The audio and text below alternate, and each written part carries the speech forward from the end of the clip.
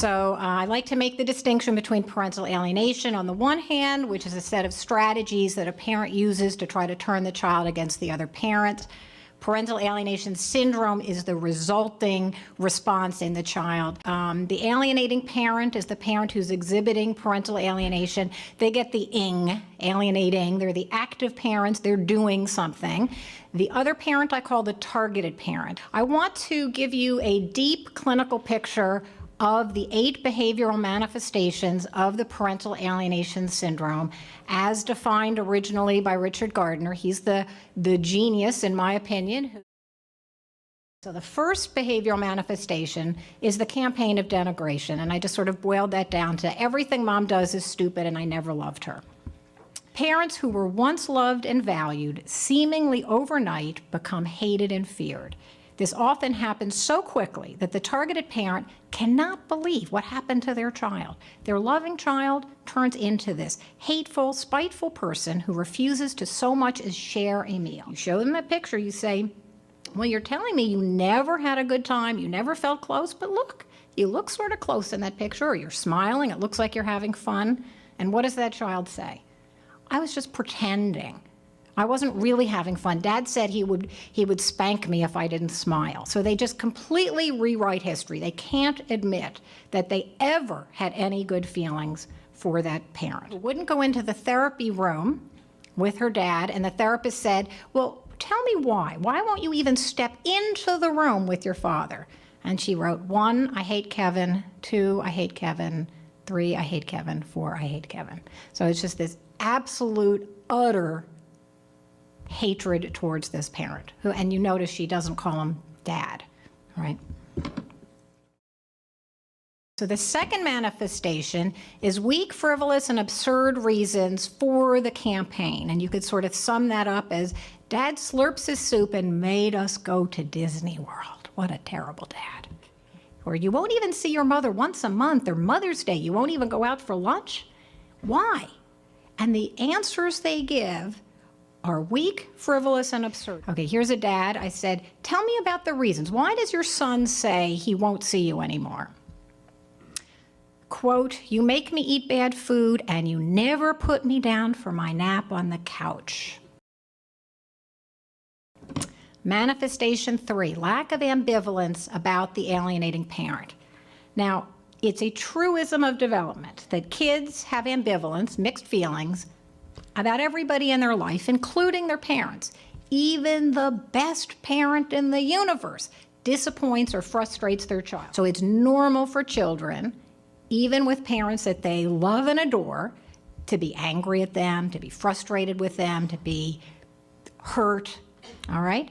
But if you talk to an alienated child, they talk about the alienating parent as if that parent is absolutely perfect and above reproach. It's an abnormal lack of ambivalence. You ask an alienated child, tell me one bad thing about Dad, in this case. One thing. He must do something you don't like. One little smidge of a thing. And they're like, nope, can't think of anything. And then the reverse is true. If one parent is all good, the other one is all bad. So nothing good. They can't think of anything good about that other parent. Nothing. They're a bad cook, they're a bad house cleaner, they're bad this, they're bad that, they're bad at everything.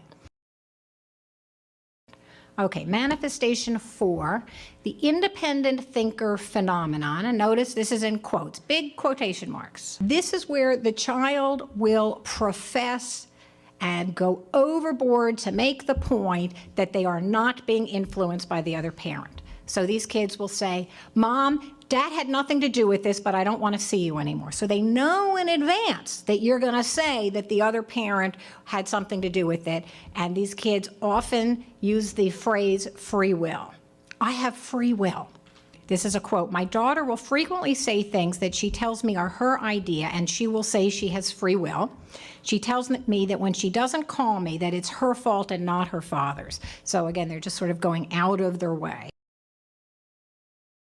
Manifestation 5, absence of guilt about the treatment of the targeted parent. The alienating parent basically gives the child permission to break your heart.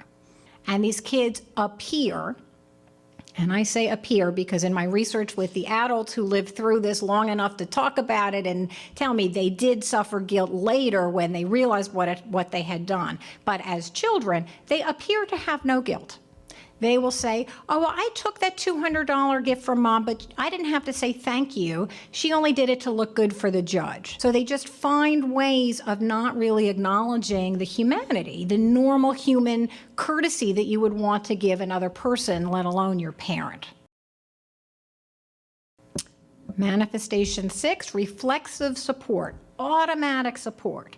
There's about a million ways that alienating parents and targeted parents can disagree and argue over things, right? There's all this gray area in court orders, there's all this wiggle room, and in every case, the child will side with the alienating parent, no matter how absurd that parent's claim is.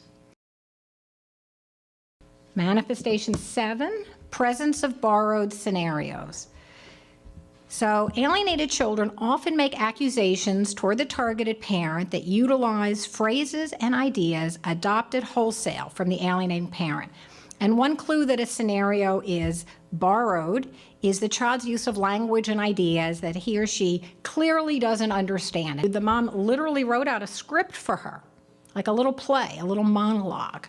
And when the dad would come to visit, because the mom didn't let the dad take the child out of the house, so all contact had to be under her eye. And before the visit, the mom would rehearse with the daughter the little play, and then the dad would come visit, and the girl would read the script with all these borrowed scenarios in it, and it always ended with, "You're a horrible father and I hate you," and then she'd run out of the room screaming and crying. And of course the dad didn't know. To him, his kid was upset with him. But in fact, she was just going through these, this borrowed scenario, this script.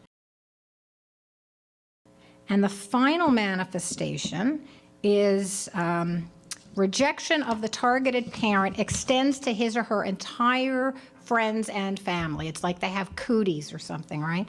So formerly beloved aunts and uncles and grandparents and cousins, people that this child had a loving, close relationship with for years, are all of a sudden, cut off. That's it. They're out. And these kids will miss once-in-a-lifetime anniversaries, weddings, funerals. They, cold-heartedly, completely cut off that side of the family. And that's, the tribal warfare aspect of this, where it's like the families are seen as two warring camps, and the kid won't have anything to do with that other camp.